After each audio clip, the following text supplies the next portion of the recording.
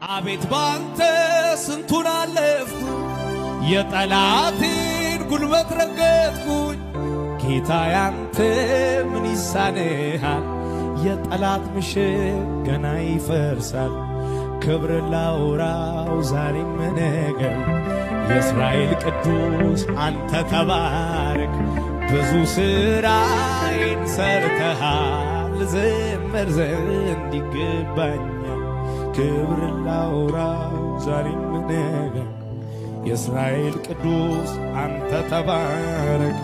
ብዙ ሥራዬን ሰርተሃል ልዘምር ዘንድ